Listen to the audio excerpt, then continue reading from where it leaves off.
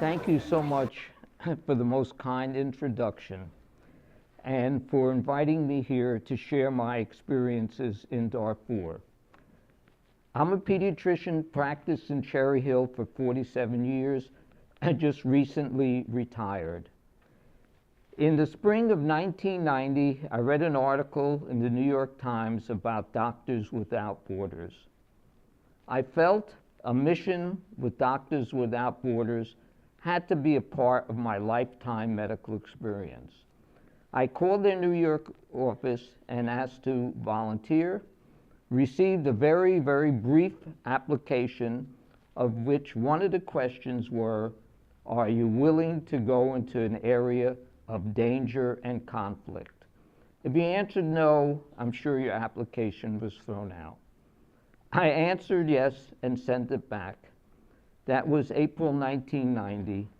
In August, I received a telephone call from Paris, which is where Doctors Without Borders was founded and still is their headquarters. Was asked to go there for an interview and briefing, and several days later, I found myself in Sri Lanka, the little island country off the coast of India. I wound up spending 9 months in Sri Lanka during their very, very ugly civil war. But what I'm going to share with you this evening is my last mission, the summer of 2004 in Darfur, Sudan.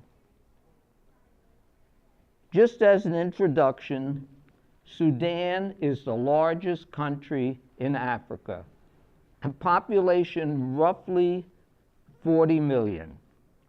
It's about the size of the United States east of the Mississippi River, just to give you an idea of the amount of real estate we're talking about.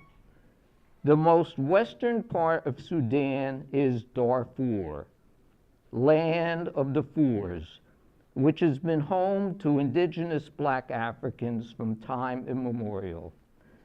And they originally were their own country with their own ruler. Prior to World War II, the British, and at that time Darfur and Sudan were British colonies, the British, for security reasons, incorporated Darfur into Greater Sudan, and when the British Empire broke up, the Sudanese government kept Darfur. After years of discrimination, lack of human rights, abuse, the Sudanese rebels revolted against, the Darfurian rebels revolted against the Sudanese government, and the Sudanese government responded with what has been called the first genocide of the 21st century. Yeah. This is the only legal picture you're going to see. Taking pictures in Darfur was prohibited. There were members of their security force all over the place, and if they saw you taking pictures, they took away your camera and usually threw you out of the country. So every picture you see from now on in is an illegal picture. There are literally hundreds of these banners. This was taken in Khartoum, the capital of Sudan. There are literally hundreds and hundreds of these banners all over Khartoum. In English, obviously, for Western audiences. Peace and unity with the sign of a dove. My comment on this, a joke. This is a drawing done by a child, 10, 11, 12 years of age, girl or boy, I don't know. When I went to Darfur, I wanted to bring back images drawn by children depicting what their life was. I brought with me 20 boxes of crayons and 400 pieces of drawing paper. And I gave them out to kids 9, 10, 11, 12, usually when they were being discharged from the medical center. And I just said to them, listen, have fun, Draw whatever you want to draw, but if you can, bring me back a few pictures, what your life in Darfur is all about, for me to bring back home as a memory. And I really didn't think I'd get many drawings back, because for these kids to survive from Monday to Tuesday to Wednesday was very, very difficult. But to my amazement, they came back, and they came back, and they came back. And I wound up with 157 pieces of children's art that I smuggled out of Darfur. What is this child drawing? It's pretty obvious. Typical Darfurian village, mud brick, thatch, in flames, burning, airplanes dropping bombs, people dead, people running. This is what this child wanted me to bring back, showing what his or her life in Darfur was. The Sudanese have bombed 90 to 95% of all the villages in Darfur. These are not military targets. There's no rocket launchers here. There's no heavy artillery. There's no tanks, no armored vehicles. Just black Africans farming the way they've been farming for thousands of years. But the Sudanese have bombed 90 to 95% of the villages. This is what this child wanted me to bring back, showing what his or her life in Darfur is. This on the top here is what is known as the Janjaweed, Janjaweed. Translated from Arabic to English, it means devil on a camel or devil on a horse. And these are the armed-funded Arab militias that ride through the villages, usually after they've been bombed, will take live children and throw them into burning huts, kill all the men, and then throw the bodies down the wells to contaminate the water, steal anything of value, animals, crops, jewelry, anything of value they'll steal, and then gang rape all the women. This is what is known as a technical, which is a vehicle with a rapid-fire weapon mounted on it.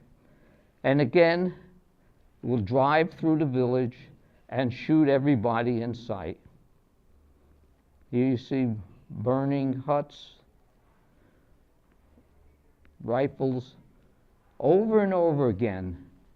This is what these kids wanted me to bring back as a memory of Darfur.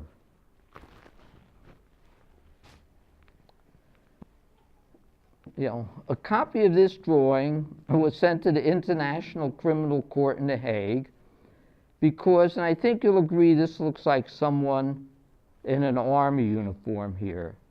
And this implicates the Sudanese army's involvement in the genocide. Shooting into a hut, shooting into a hut. Here a technical, shooting someone in the head, perhaps his wife running after him. Down here, the young artist's signature in Arabic. One of the young artists bringing her drawings back to me. Could she imagine the exposure of her artwork shown over and over and over again to hundreds of live audiences like you here today?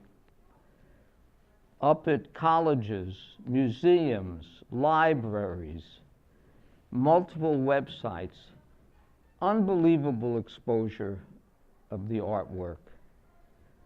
And the other thing, 11 years later, I wonder, where is this sweet young girl today? Is she a survivor, or was she another victim of Omar al-Bashir's genocide. Now I'm going to take you inside Kalma camp, Kalma, and this is where I spent 2 months in the medical center.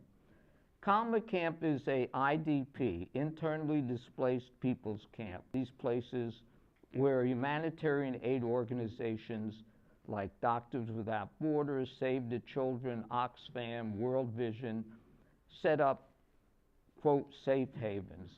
And this is where they lived. There are roughly 26 IDP camps in Darfur. Kalma was the largest. And when I arrived there, the estimated population was 30,000. Every day that I entered the camp, I could see it getting bigger and bigger and bigger. And when I left 2 months later, estimated population was up to 60,000. The Sudanese government tells you this doesn't exist, that the people of Darfur are living comfortably in their villages, they're being well fed and well cared for. Now you're going to see how they really are living. And as I said before, these pictures are all illegal. Usually what I did is every day around 2:30, I'd sneak out of the medical center. I had my camera in my back. I'd wander into Kalma camp and take a picture here, a picture there. Wound up with over 100 pictures, which I'll show you a few, to show you in reality how they're living. Typical hut, straw, this covered with canvas, given out by one of the humanitarian aid organizations, frequently covered with plastic sheeting, given out by humanitarian aid organizations to protect them from the rain. I think you can appreciate the harshness of the desert. They can't do anything here. They can't grow crops, can't raise animals, just survive from day to day, anywhere from 2 to 8 people living in a hut. And this goes on and on and on and on. Here you see one being built. This is a latrine. There's a huge pit here in the ground, and when filled up with urine and feces, it's covered over, and another one is used. And again, you can see how it goes on and on and on and on. Just endless huts with 2 to 8 people living, plastic sheeting, and again, the harshness of the ground. Again, totally denied by the Sudanese government, who claims all these little blips you see on TV, reading a newspaper, is just Western propaganda to recolonize the Sudan. But now you see how the people of Darfur are living. This is the so-called business center of Kalma camp, and all these little huts have sort of little businesses in here where they sell cloth, sandals, hats, anything imaginable to attempt to scratch out a living. And it goes on and on and on, this business area. There was a school in Kalma camp, which was a great big straw hut that had 2 big classrooms that held somewhere between 125, 150 students. I visited the school several times, and the first time, via my translator, I talked to the students and emphasized how important it was to try to maintain an education even under these horrible circumstances. They came back several weeks later. I met with the faculty, the teachers, to try to give them some support in continuing to educate the kids. But only 1 out of every 10 children in Kalma camp could go to school because the school just was not big enough to handle all the kids that were of school age. Yeah, this shows you the involvement of our government. If you can read this, United States of America and Disaster Relief. And this sack contains either blankets or mats. They're flown into a little airport about 10 miles away and then trucked to this hut, and someone will come with a wheelbarrow and take it to this young mom's hut, so she'll have blankets or a mat to sleep on instead of having to sleep on the desert floor. It's to our credit, we're the biggest donor of humanitarian aid to Darfur. But my comment is, what these people really need is security, and that they're not getting. Now, I'm going to take you inside the medical center where I worked. Here you see the Doctors Without Borders flag indicating a safe haven. This is the waiting room, which I'll show you in a few minutes. And this camp was built by local workers, designed by one of our engineers, and it held roughly 200 children, along with usually the moms, occasionally a father. And we did everything there. We cooked food, fed the mothers, fed the fathers, fed anyone that was coming in there. We had a special section where they made special formula for the babies and various baby foods. So we fed everyone in there. Here you see patients' moms all lined up waiting to get into the waiting room. Typical African style, babies on their back. And this is the waiting room. And this is the first thing I saw every morning, roughly 8 o'clock.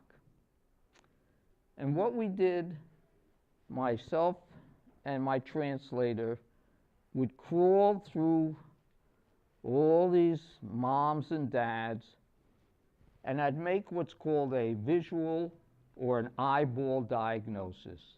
I'd look at every kid, and ones that really looked critical, extremely ill, I'd examine them right then and there, and then we'd take them out of the waiting room into one of the huts, which we jokingly called the ICU, and begin treatment right away, whether it was IV fluids, antibiotics, because they couldn't survive an hour, 2 hours, 3 hours waiting for a routine exam.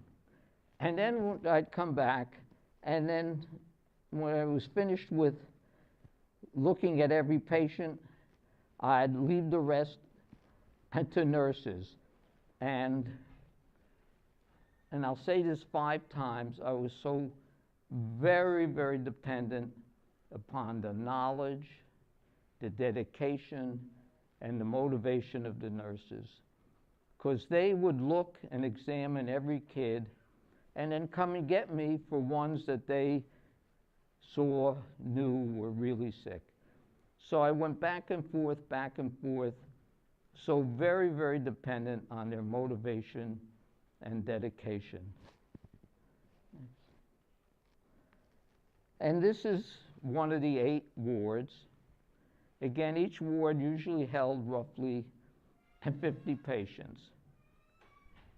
And of course, it was impossible to examine and treat 200 patients a day. Very, very dependent on the nurses. When I'd come in and start crawling around, they would direct me who to see that they thought was really worse off.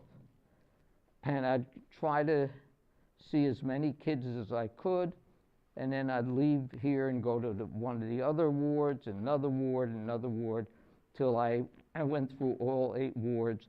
But frequently I was going back and forth, depending on what the nurses felt.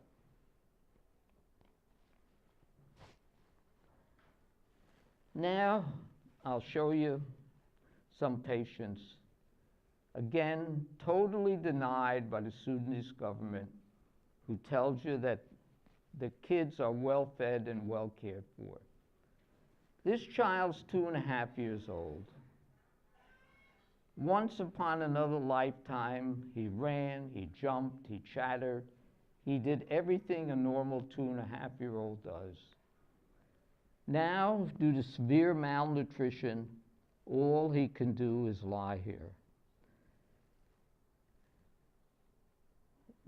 The large head, all signs of malnutrition. Large head, sunken eyes, rib cage, scapula, loss of pigmentation in the hands, all classical signs of severe malnutrition. And this child is extraordinarily vulnerable. His lungs are very predisposed to pneumonia, his intestinal tract to diarrhea, which can wipe him out quickly, his kidneys to infection. For all practical purposes, this is like a patient with AIDS. Only his immune system has not been compromised by HIV, but malnutrition has done the exact same thing to his immune system. Due to malnutrition, he's severely compromised and can't fight infections. So we had to treat these kids just like AIDS patients. Very, very difficult. Feeding them IV fluids, antibiotics. These kids were very, very difficult. Again, the rib cage, sunken abdomen, pelvis, the look on this child's face, severe, severe malnutrition. And here you can see where I'd crawl around from one blanket or mat to the next, just going through trying to examine as many kids as I could.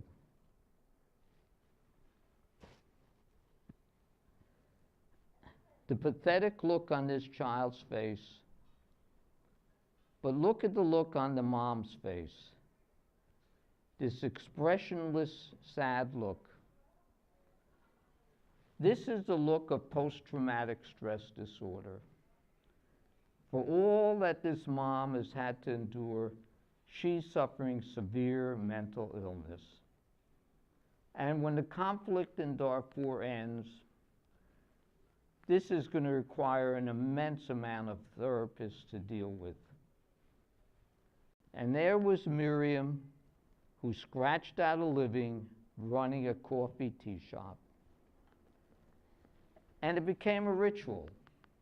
Every day after I took my pictures, I'd make sure I go to Miriam's, sit down, buy a coffee for everyone, whoever was sitting there, and just schmooze and talk, and then give her a hug and say to her, Bukra, I'll see you tomorrow.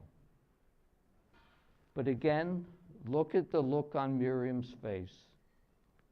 The look of post-traumatic stress disorder. And again, I wonder, where is Miriam 11 years later? Is she still running this coffee tea shop in Kalma camp? One day I had to say, I won't be here to see you tomorrow, and give her an extra big hug.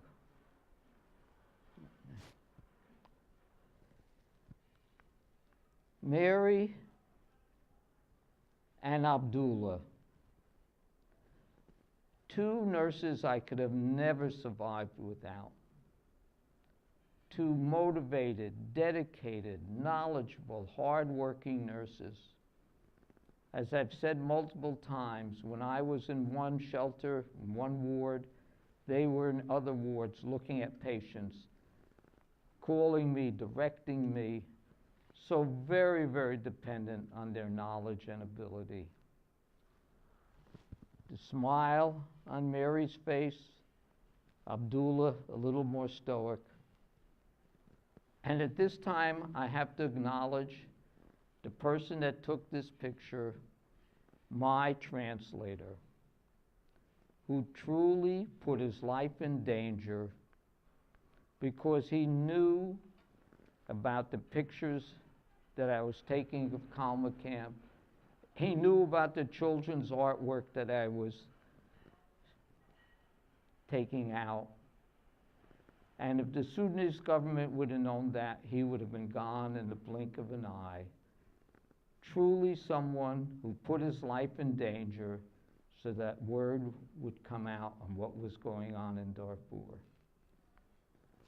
And now, the last picture. People say, Jerry, what's it all about? What have you accomplished? Look at this young mom and ask her. Look at that face. When she came into the center, her child, her son, was very, very ill. We got him better, and she's going home with him. And this is the look she gave me. And this is the look I want you to remember. Maybe this is what it's all about. This young mom and this child. Maybe he's grown up, or he will grow up to be a fine young citizen of Darfur, and she'll tell him, once upon a time long ago, when you were a small child, you were very, very sick. And this funny old white doctor came from this far-off place, the United States of America. And he helped the children of Darfur, and he helped you get better.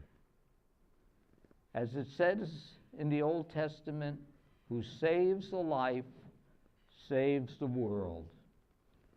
And maybe this is what it's all about. This one child and his mom. And with that, I think I'll be finished, and I'll leave it open for any questions you have.